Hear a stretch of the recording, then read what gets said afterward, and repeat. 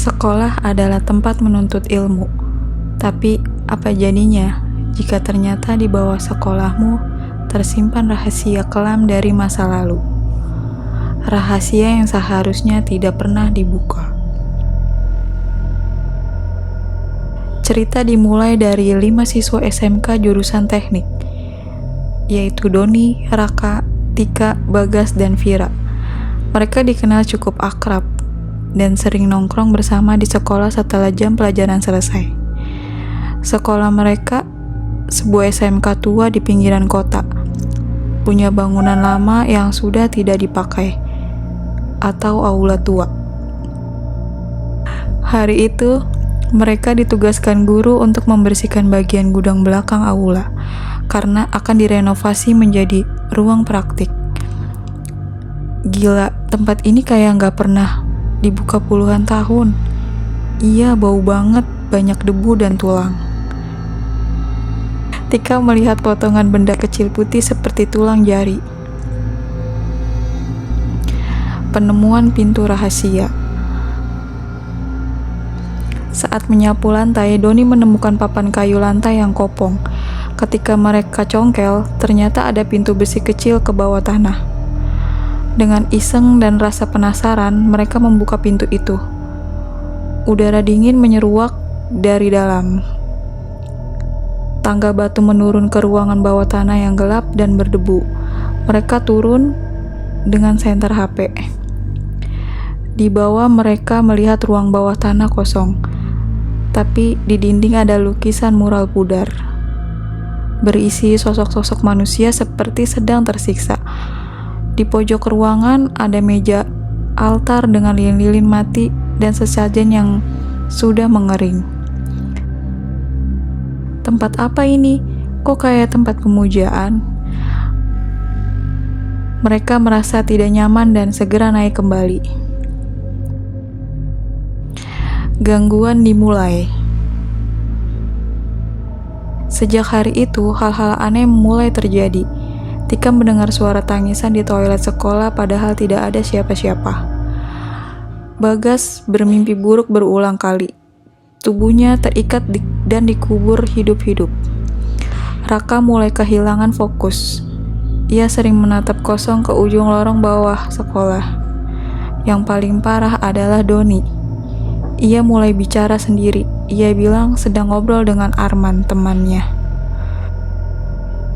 Doni, lu ngobrol sama siapa?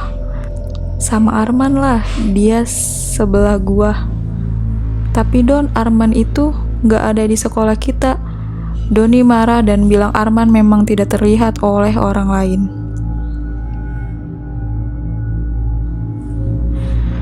Vira yang merasa semakin tidak nyaman mencoba mencari tahu sejarah bangunan itu ke perpustakaan kota. Ia menemukan artikel lama. Bangunan sekolah itu dulunya markas militer yang kemudian dibakar massa saat kerusuhan tahun 1965. Di bawah aula ditemukan ratusan jasad korban kekerasan dan penghilangan paksa. Tapi berita itu ditutup-tutup dan lokasi dikosongkan. Hingga akhirnya dibangun ulang menjadi sekolah. Vira kembali dan memperingatkan yang lain, tapi Doni makin parah. Ia kini sering berbicara dengan sosok tak kasat mata dan menggambar wajah-wajah manusia tersiksa di bukunya. Kerasukan dan teror. Malam hari, mereka berlima terjebak di sekolah saat akan menginvestigasi ulang ruang bawah tanah itu. Tiba-tiba, pintu aula terkunci sendiri. Listrik padam. Senter HP mati satu persatu. Dari balik lorong aula, terdengar suara langkah kaki dan bisikan. Jangan buka, jangan bangunkan kami. Tiba-tiba Doni berteriak dan tubuhnya kejang. Ia kerasukan dengan suara yang bukan miliknya. Doni berkata, kami dikubur di sini, tidak ada yang peduli, tak ada yang mencari, kami hanya ingin dikenang. Vira membaca doa, Tika menangis, Raka memegangi Doni yang mulai menggigit lidahnya sendiri. Penyelesaian.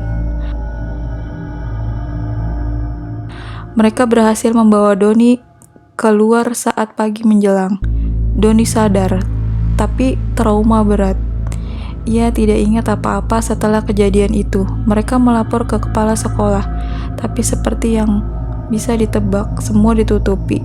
Pintu ruang bawah tanah kembali dikunci dan disemen. Namun, Vira tetap menyimpan salinan artikel sejarah itu. Ia tahu kebenaran tidak bisa selamanya dikubur.